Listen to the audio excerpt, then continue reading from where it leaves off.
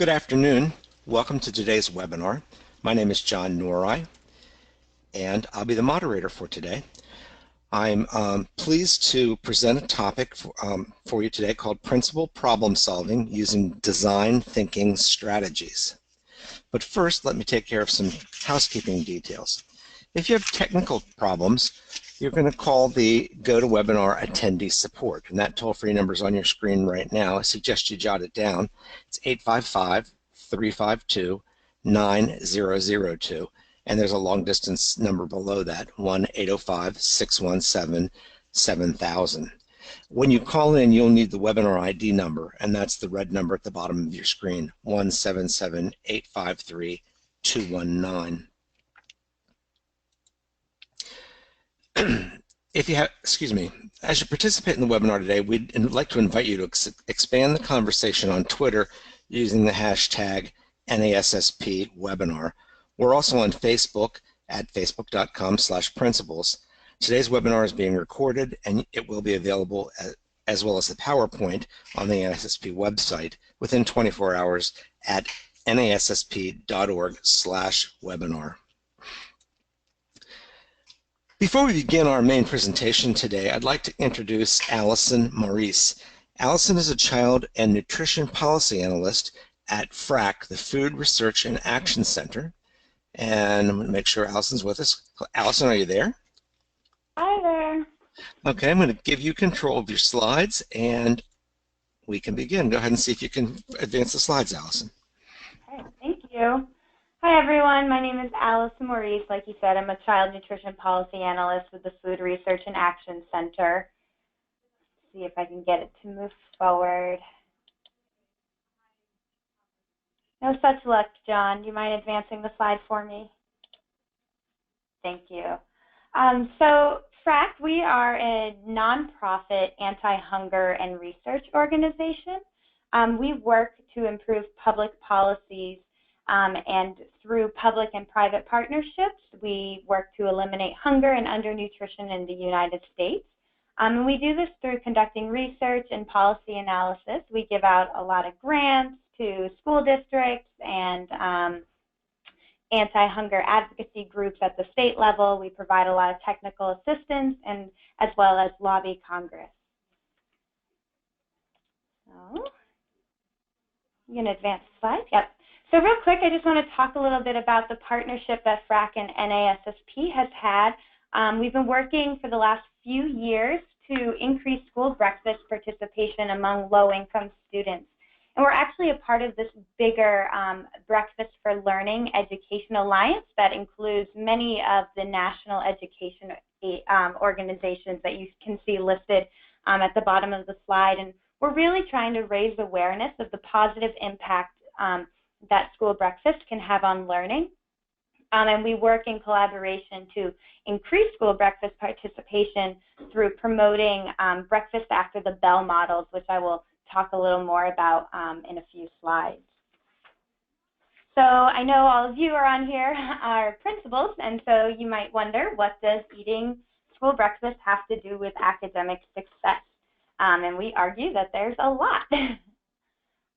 So making sure every child has eaten a healthy breakfast is an important but often overlooked tool to boost academic performance. Children who skip breakfast are less able to master the tasks necessary to do well in school, whereas children who eat breakfast at school, closer to class and test-taking time, perform better on standardized tests than those who skip breakfast or even eat breakfast at home. So we're seeing a real association between eating closer to test-taking time and class time towards improving that academic performance. And it's no surprise that children who are experiencing hunger have lower math scores and are more likely to repeat a grade.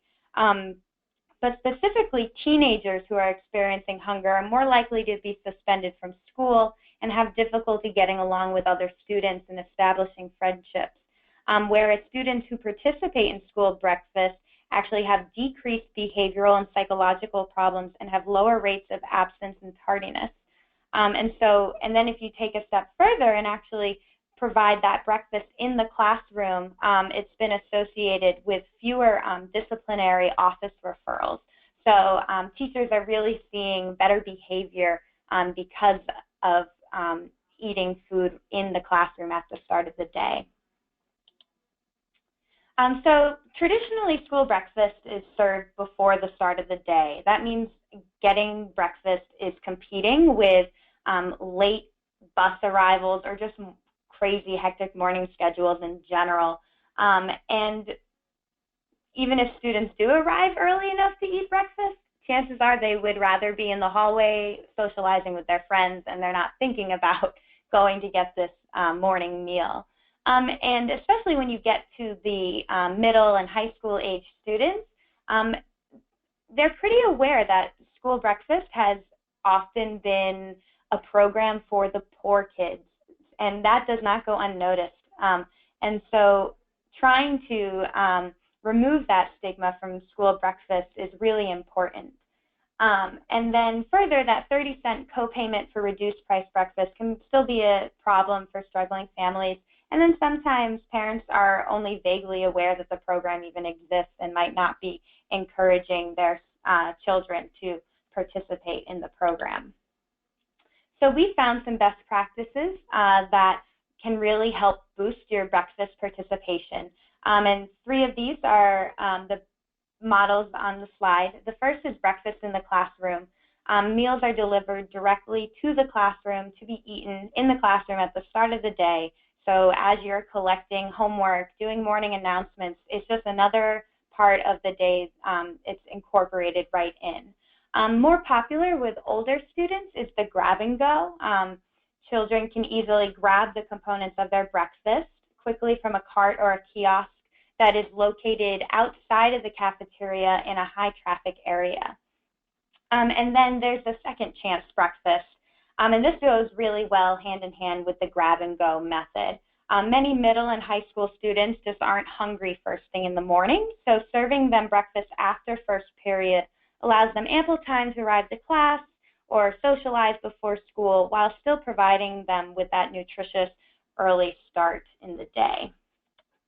And you can see we have a couple resources on this side of the slide that you can look at as well.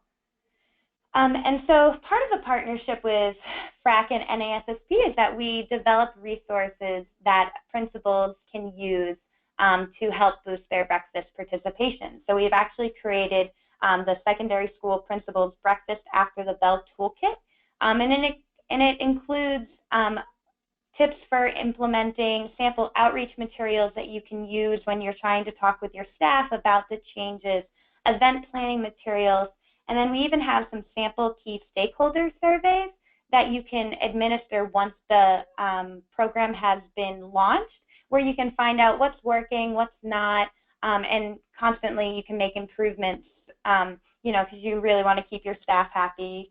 So these are really good, you know, you can get feedback from your custodians, from your teachers, and so forth. And on this slide, there's just a few examples of some of the sample materials.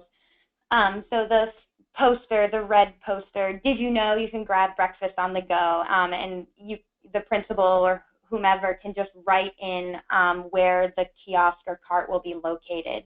And then you see the image with the forks and the fruit. This is a sample PowerPoint that principals can use to brief key stakeholders on the importance of school breakfast and why the school is changing how breakfast is being served.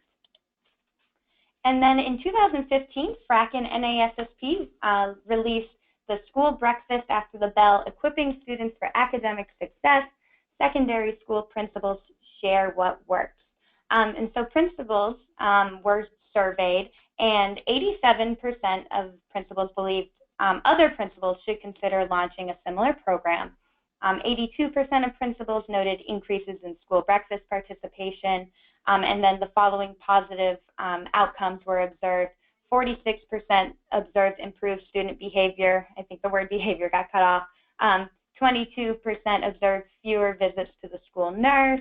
21% observed fewer occurrences of absenteeism, and so forth. You can, you know, read the report and see, but Generally speaking, principals are very satisfied with the program and what it does for the school culture and climate. And then, simply feeding more kids means more children are accessing a healthy meal that they might not otherwise get.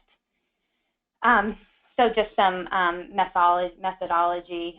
There were 105 secondary school principals that were surveyed from 67 districts that did implement breakfast after the bell. And the report just really provides some insights into the program benefits and best practices regarding how to launch one of these models in your secondary school. So it's a great report. Definitely check it out and consider if you think that breakfast after the bell would be a good fit for your school. Part of my job is providing technical assistance, so I'd be happy. Feel free to reach out to me via phone or email, and we'd love to talk to you about how you can implement breakfast after the bell in your school. Thank you. Thank you, Allison. At this time, I'd like to introduce today's speaker, Jacqueline Wilson. And Jacqueline is, the director of the Professional Development Center for Educators and the Delaware Academy for School Leadership at the University of Delaware. And Jackie, are you with us? I'm with you. Okay, I'm going to attempt to hand the slides over to you now, see if it works better the first time out for you than it did for Allison. One more shot here, and there we go. You should be able to advance the slides now. Okay. There you are. Great.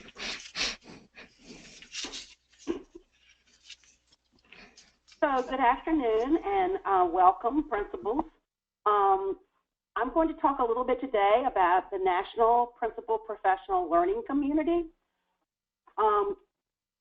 This was a special project for principals whose districts are engaged in the Principal Pipeline and Principal Supervisor Initiative that is supported with funding from the Wallace Foundation. This professional learning community has been facilitated by the National Principal Organizations, both NASSP, the National Association for Secondary School Principals, in collaboration with the National Association for Elementary School Principals. And the reason that the Wallace Foundation selected these two professional organizations to lead this work is that these two organizations are communication partners with the Wallace Foundation, and it just seemed a good fit that the national organizations be the organizations that would actually facilitate this work. So I want to kind of give you a little background about this. The project really included outstanding group facilitators, and I'm going to start with a little of the details and then really get to the heart of what we did. Involved in this project were outstanding group facilitators, Deb Tyler, who is actually with NAESP, Nancy Themis-Burke, who actually is a former principal and does a lot of work in the mentoring program with NAESP, Kimberly Harris, who's done work with NASSP, Jana Freeler, who does work with NASSP, Marion Profit, who does work for the Delaware Academy for School Leadership. These were our group facilitators, all former principals and professional developers. And then the coordinator, Allison Dubinsky, who is an associate with the Delaware Academy for School Leadership at the University of Delaware, and I served as the lead consultant for this work.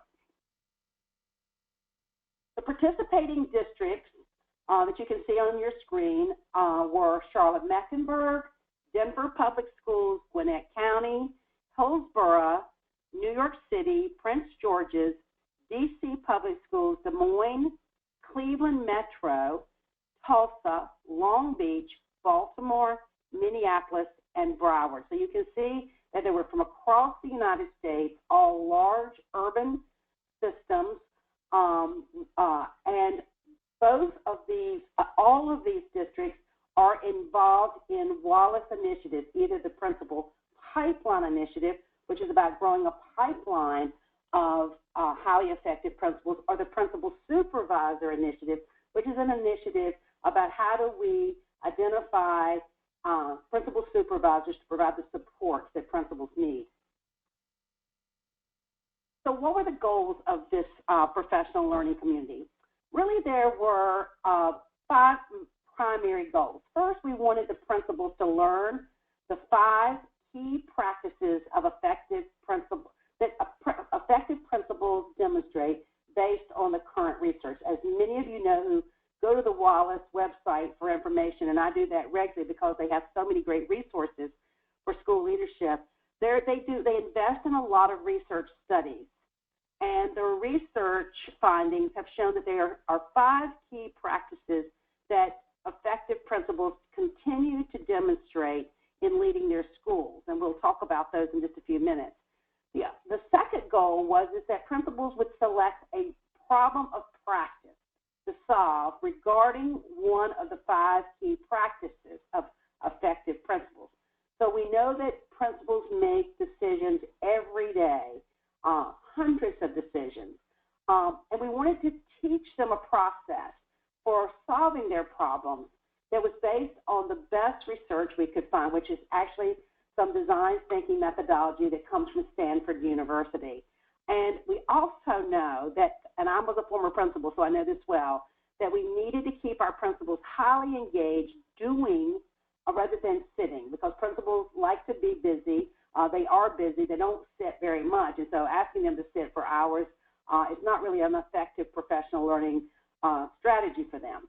The third goal we had was that principals would learn design thinking methodology as a strategy that they could use to solve problems long after this project is over. We hope and we feel pretty confident that they will use what they learned during this professional learning opportunity to solve problems with partners in their schools and in their school districts.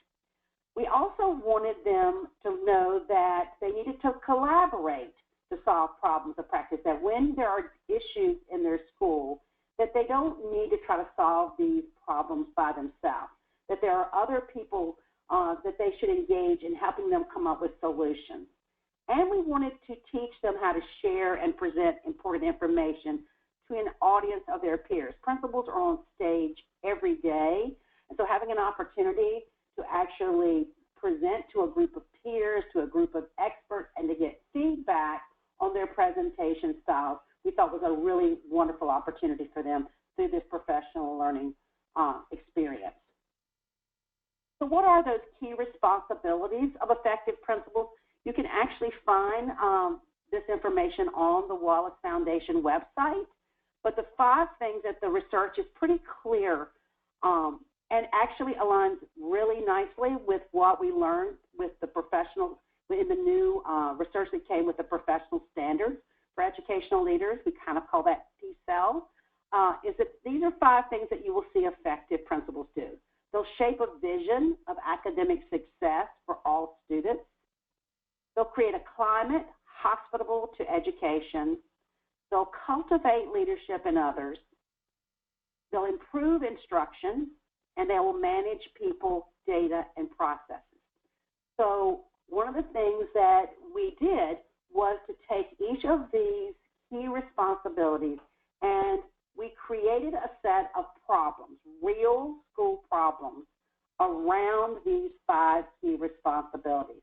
So there was a group of us that worked, representatives from the Wallace Foundation, from NASSP, NAESP, that actually generated a list of real problems of practice that would fit under each of these key responsibilities. And principals were assigned to a group. Each of the districts have a project director, and they helped us assign principals to each one of 5 groups. So there were it was really wonderful because there were principals from each of the districts on every team. So you saw that there were a number of districts, and so there was broad representation on the team. So each team was made up of around 15 to 18 principals with a facilitator, and each of them, so the group that was shaping a vision of academic success for all students received 3 problems of practice, and they were able to look at those 3 problems of practice, talk about them, and then they were able to vote on and determine which of those problems of practice was the most pressing issue for them in their school districts.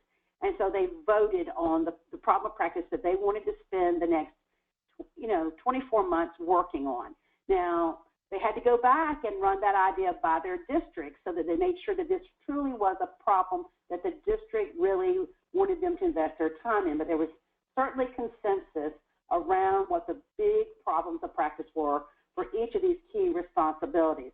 So each group had 3 choices. They talked about them before they were asked to choose, and then they voted on the problem of practice they wanted. So what got selected? So for Design Challenge 1, Group 1 looked at this design challenge. How might we employ our school leadership team to mobilize our school's vision of academic success for all students? Most schools have some type of a leadership team. They may not call it an SLT, but it has some acronym that they use. And so as part of this design challenge, the principals were working with their team to design a process or a tool to evaluate their school leadership team's actions and decisions on the basis of their contribution to a vision of academic success for all students. I see that we have a number of principals listening in on this webinar, and I suspect that all of you have these leadership teams, but sometimes we wonder if we're selecting the correct actions. Are we doing a good job with the kinds of work we're doing and the decisions we're making? So the challenge for this group was to actually begin to look at a process for evaluating the decisions that their leadership team was making. The second design challenge was how might we provide teachers more leadership opportunities? So as part of this design challenge, the principals wanted to work on a product or a tool that would cultivate opportunities for teacher leaders to enhance the school climate and optimize the potential for supporting the educational mission of the students. Many principals wrestle with the responsibility of how they are able to distribute leadership out to teachers and give them more leadership opportunities. We know how important that is, and it certainly is captured in the new professional standards for educational leaders. The third design challenge was how might we increase teacher collaboration. Not only are we trying to develop leadership capacity, but how do we encourage teachers to collaborate? How do we find time? So as part of this design challenge, the team members worked to design a tool for promoting teacher collaboration. Design challenge 4 was how might we develop a common understanding of how literacy develops across grade levels. So their design challenge was to work on a tool for promoting deep understanding of literacy acquisition and the development across grade levels. It didn't matter whether these principals were elementary, middle, or secondary. They all were facing issues about literacy development and across the different content areas as well. So this was really an interesting design challenge and one that I was really pleased when I saw the tool that they were able to develop. The fifth and final design challenge was how might we use student work as a data source to plan instruction. We know we are data rich in our schools and we have so much data, but how are we really using that as principals to help our teachers plan instruction? So the design challenge for this team was to work with their team to design a tool to make efficient and effective analytical use of student work as a mechanism to drive instructional decisions. And this tool was to focus on the planning of instruction after the analysis of student work rather than the analysis itself. So you can see that we had 5 big problems of practice and plenty for these principals to work on as they were working together. So we taught them a research-based strategy called design thinking.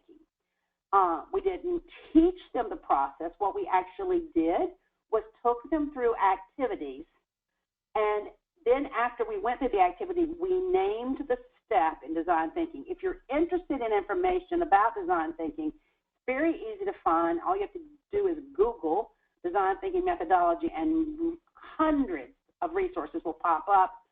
But if anyone is interested, my email will be on the last slide, and you certainly can email me with questions. I'm happy to answer those because I really felt that this this process was really a great process for principals. Principals like to do. They don't like to sit. And so this was a very interactive process. So what we did is we took them through the different phases, the empathy phase, the define phase, the ideate, the prototyping, and the testing. So I'm not going to spend a lot of time teaching you the strategies, but I'm going to give you enough information so that you can understand the process and why it was so effective. But I always start with this when I talk about design thinking, reminding educators that in any high-performing organization that we have to have a little bit, we need a culture of creativity and risk and encourage our workers to innovate and play. And we reminded our principals that we wanted them to be creative, we wanted them to be risk takers, there were no bad ideas.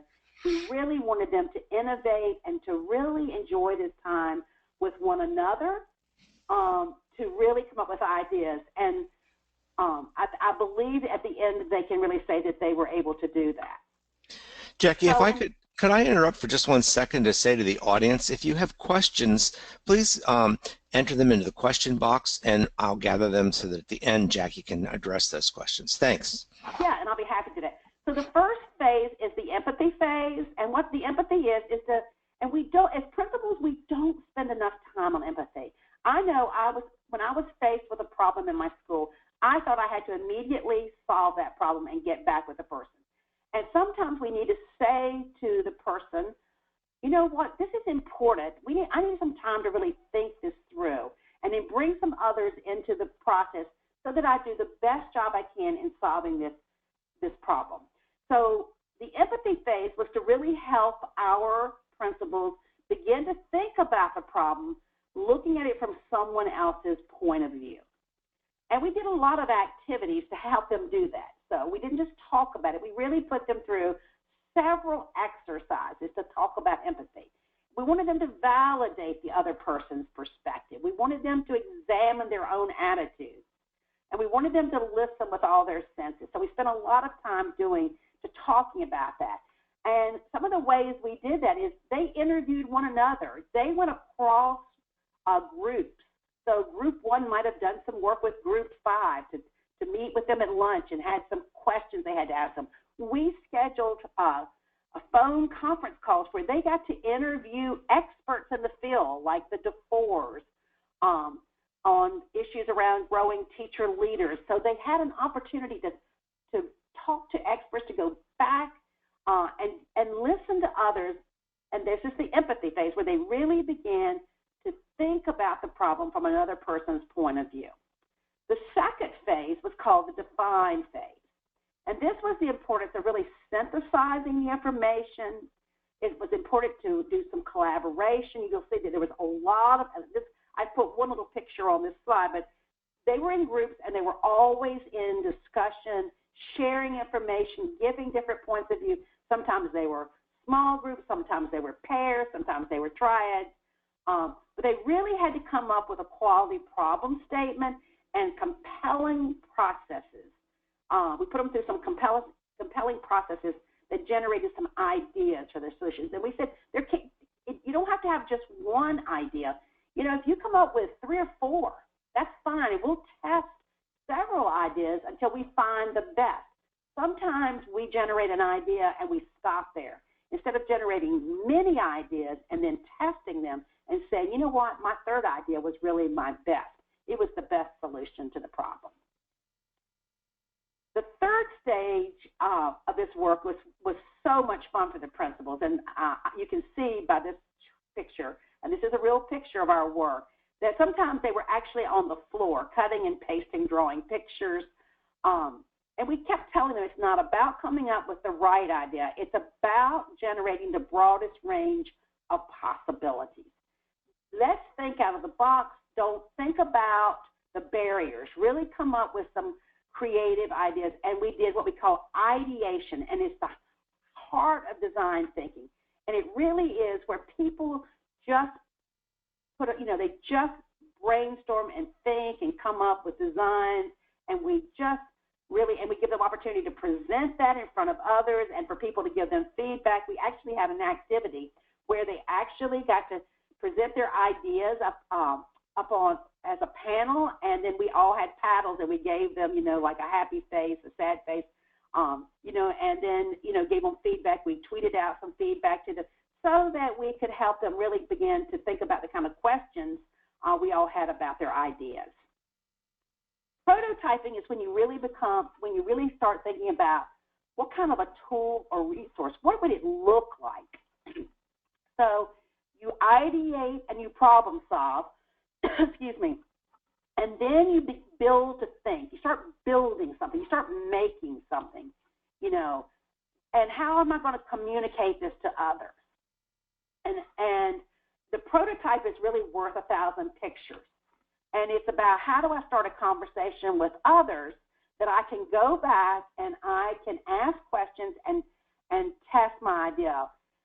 You can fail quickly and cheaply. It's okay. There's no risk involved here. And so they would take their prototypes back to their districts, and they would say, okay, I need to meet with 10 other principals and test this idea with them, or I need to test this with a group of teachers, or I want to test this with a group of parents, or I want to get the curriculum director and the director of special education to come and give me some feedback on it. So prototyping is having a tool or an idea and then going and testing it and getting feedback from others. So you commit as few resources as possible, but you go with this kind of rough draft prototype idea and you test it with people who would be using this tool or be touched by this tool. So you're testing for possibilities. And you don't have to commit to anything too soon because you want to continue to gather information and come back with your team. And the way we shared this information was we used Basecamp. And so even though this was a 2-year project, we only got together in the fall and the spring for 2 days over 2 years. So really there were only 4 convenings, 8 days total. But during the time in between, we used Basecamp, and each of our teams, what we call, were in their own working cabin, and the facilitator was facilitating opportunities for them to have online conversations and for them to put their information up and would pose questions, would add resources. As they were testing their prototypes, they were sharing the results, and then we would get together 2 or 3 times in between and do conference calls with the team so that we could all be on a call together, learning how we could work across, I believe it was 14 districts across the United States without always having to be in the same room together to share our ideas. So the final thing in prototyping is just managing the solution building process and chunking the process into a smaller one. So we really, sometimes the team would come up with 3 to 4 things to test, and by the time they got through testing their prototype, they began to see that their 3 ideas really could be 2 tools. And sometimes the 2 tools then became 1 tool as they began to get the feedback that they needed. So again, they have the prototype, and they went out and tested it. So again, they began with an idea or a concept born out of an area of need, that problem of practice. They brainstormed their ideas. Then they tested the product, concept, and design, and they began to look at strengths, weaknesses, opportunities, threats. They were brutally honest with each other.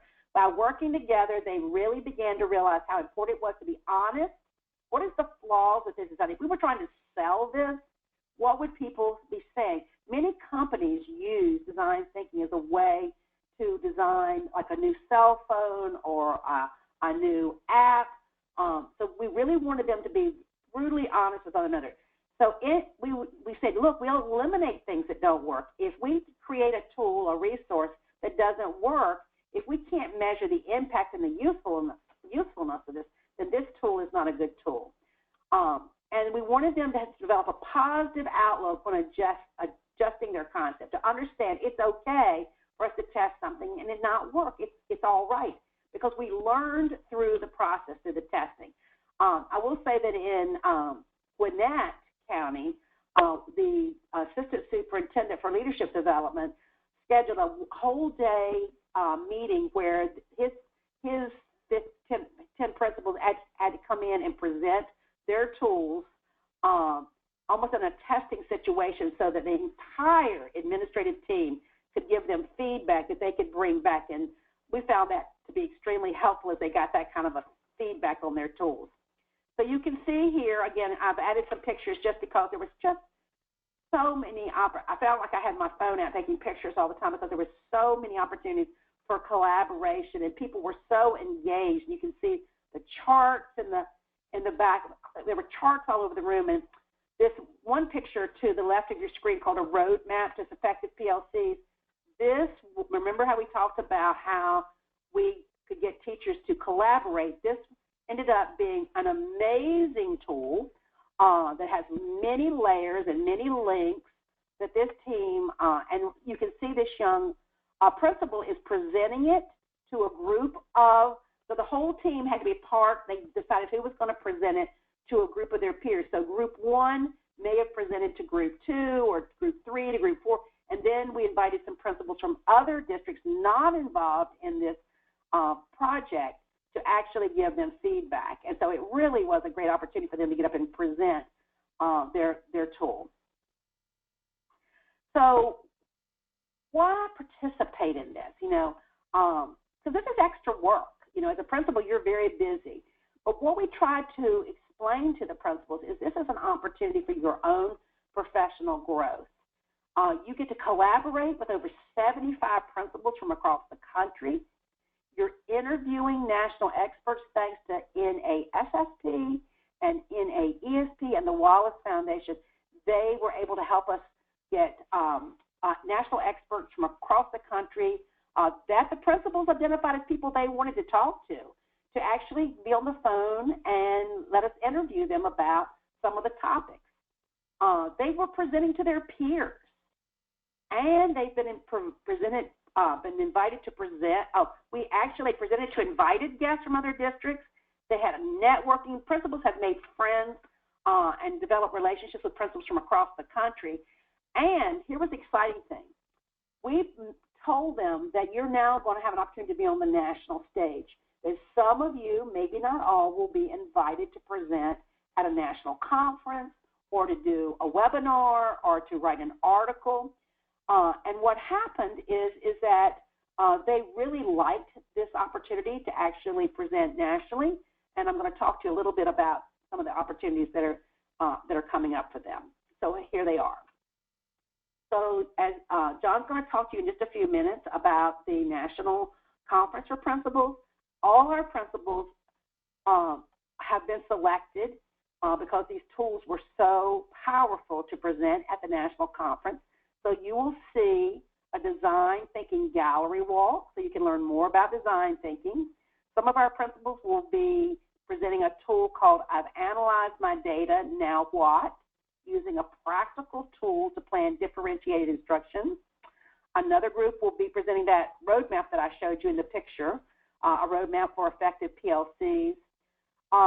For the group that was looking at literacy, this ProLit is just, I would have loved to have had this as a principal. Using ProLit to improve literacy instruction in all content areas through the use of appreciative inquiry. And then the final group will present identifying, selecting, and training teacher leaders to build school climate. So if you do go to the conference, you'll have to definitely attend these sessions. Our principals have learned to be very good presenters and very engaging. We've taught them about adult learning theory, so no sitting it. So I hope that you'll be able to join us there, learn all about design thinking, the way we taught principals, how to solve problems. So at this time, I'm happy, John, to answer some questions from our audience. Thank you, Jackie. That was very good. I have a couple of questions that have come up, and again, I'll repeat, if folks want to enter questions, they can do that by just typing them into the question box. The first one is, what is Basecamp? You talked about it, and somebody wants to know a little bit more about that. Basecamp is an online, it's almost like a portal where you can get it for free at first. I think there eventually is a cost, but it's really a minimal cost. And so it's a place where you can share information, and it's a company, and I'm using it now on 5 projects. So when I go on to Basecamp, all 5 of my projects will pop up because each of them have their own, what I kind of call a cabin. And it is just it is so simple to use. It's not complicated, but you can really pick and choose you can do group emails, or you can email to just a few. You can upload documents, and you can have threaded conversations. It's really a great resource if you're trying to share information in an inexpensive way. Thank you very much. Second question is that how did principals get selected to participate in this program? Great question, John. To be in this project, you had to be from one of the Wallace initiative, district that's supported with Wallace as a Wallace initiative. So that's the principal pipeline. There were 6 districts, and with the principal supervisor, there were, I believe, 8 districts. And so the project directors worked with their superintendent to identify principals who they really believed they wanted to invest in this opportunity for them to have this professional learning experience. So they picked a variety of different principals from both new, some were more experienced. We had very experienced, but some very new principals who came, a very diverse group, elementary, middle, and secondary, who got selected. And of course, with any project, some moved into new positions, and so they had to be replaced. Some of our groups had, new members coming in. But what we were able to do because the principals who were involved in this loved it, we were able to bring some of the principals who had moved up into other positions back as peer, to give peer feedback because they understood the project, so that they weren't totally, once they moved into a new job, out of the opportunities to learn. So the project directors, in collaboration with the superintendent, selected the principals. Thank you very much. And finally, why is it important for principals to have a national experience that you've been talking about? Well, one of the things that I know, as a former principal myself, I know that we want principals to understand, sometimes to be able to see outside of the system where they work. So if I only know the way things are done in my district, so if I'm from Denver Public Schools, I know the Denver Public Schools way. But when I get to see how are things done in D.C. Public Schools or in Gwinnett County Public Schools, it's really important for me to have that kind of opportunity to work nationally, but then to work with a national organization that are giving these principals an opportunity to be on a national stage at the national conference and present nationally. That to be in front of thousands of other principals and assistant principals and superintendents is a really wonderful career opportunity, an opportunity to network. And so our principals have really told us that the opportunity to be with the national organizations who bring in some of the best speakers in the country and provide them so many resources and support has really been a boost to them professionally.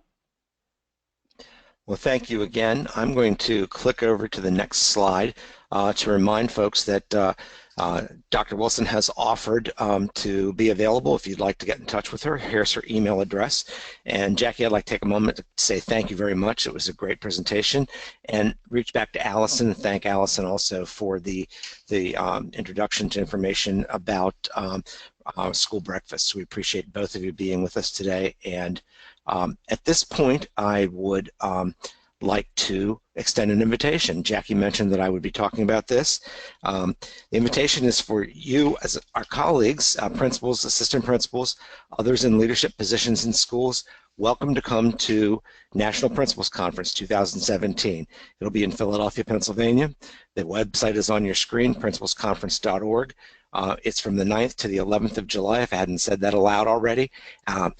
I'd like to reiterate, this is the first time that the two national organizations have joined together to do this kind of a conference. So it's a K-12 conference. You'll be able to network with colleagues from across the country in your K-12 setting. And we really would like to see you there. Hopefully you will sign up in the near future. Again, thanks to our presenters, and that concludes our webinar for today.